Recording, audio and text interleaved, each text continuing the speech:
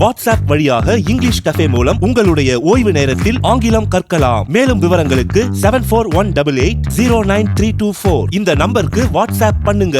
வெளிவர இருக்கிறது. உச்சநீதிமன்றம் மார்ச் 6ஆம் தேதிக்குள் தேர்தல் பத்திர விவரங்களை வெளியிட வேண்டும் என்று வங்கிகளுக்கு ஆணையிட்டிருக்கிறது.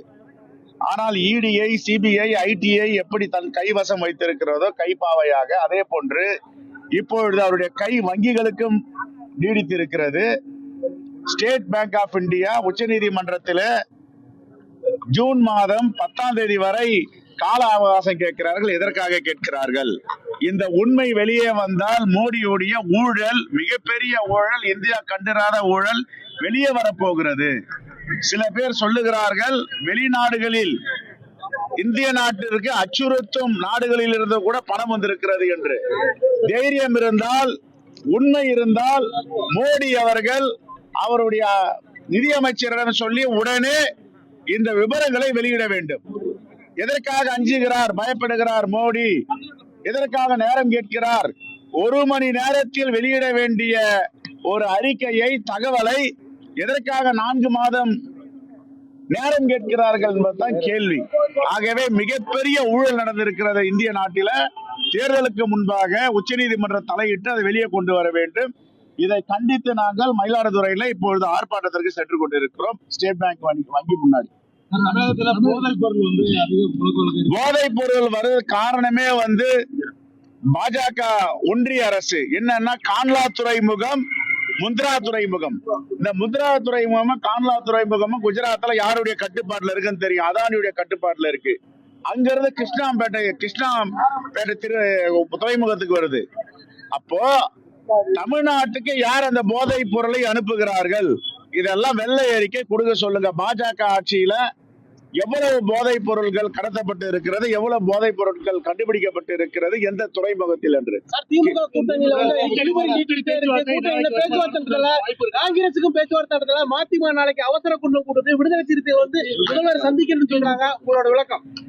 எங்களை பொறுத்த வரைக்கும் இந்த நாட்டில் இருக்கிற பாசிச சக்திகளை அகற்ற வேண்டும். அதற்காகத்தான் இந்தியா கூட்டணி எல்லா மாநிலங்களையும் பேச்சுவார்த்தை முடிந்து ஒப்பந்தம் கையெழுத்தாகி இருக்கிறது. அதே போல் தமிழ்நாட்டில் திராவிட முன்னேற்ற கழகத்தை கூட பேச்சுவார்த்தை முடிந்து ஒப்பந்தத்தில் கையெழுத்திடுவோம். நீங்கள் எல்லாம் வரவிருக்கிறீர்கள். உங்களை எல்லாம்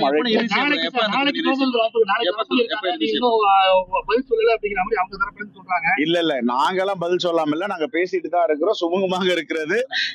மிக விரைவில் சுமூகமாக முடியும். இது தேசத்திற்கான தேர்தல், இந்த நாட்டை பாதுகாப்பதற்கான தேர்தல், பாசிச சக்திகளை அகற்றுவதான தேர்தல். ஒரே ஒரு செய்தி, இந்த தமிழ்நாட்டின் மக்கள் மனசாட்சியாக செயல்பட்டு கொண்டிருக்கிறவர் மாண்புமிகு முதலமைச்சர் அண்ணன் தளபதி. அவர் காங்கிரசின் மனசாட்சியாக செயல்படுவார், இந்தியா கூட்டணி மனசாட்சியாக செயல்படுவார். ஒருபோதும் குறைத்து மதிப்பிட மாட்டார் காங்கிரஸ் பேர் இயக்கத்தை.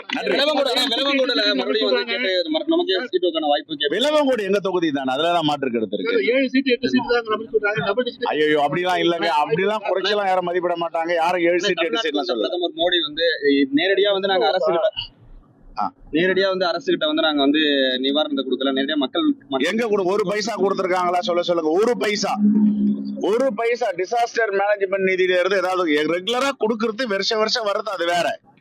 இந்த இழப்பு 37,000 கோடியை தமிழ்நாடு அரசு கேட்டு இருக்கிறது. 1 பைசா கொடுத்திருந்தால் வெள்ளை அறிக்கை கொடுக்க சொல்லுங்க.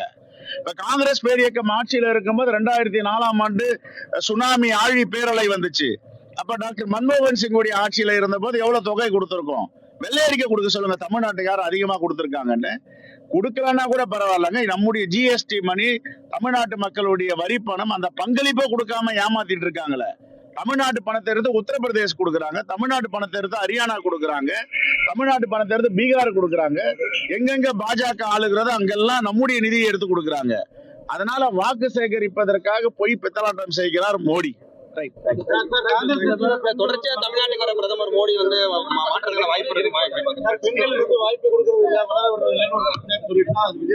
எங்க கட்சியுடைய தலைமையே பெண்களால் அமைக்கப்பட்ட தலைமை. அன்னை சோனியா காந்தி, தமிழ்நாட்டுல மரகத சந்திரசேகர் இருந்திருக்காங்க.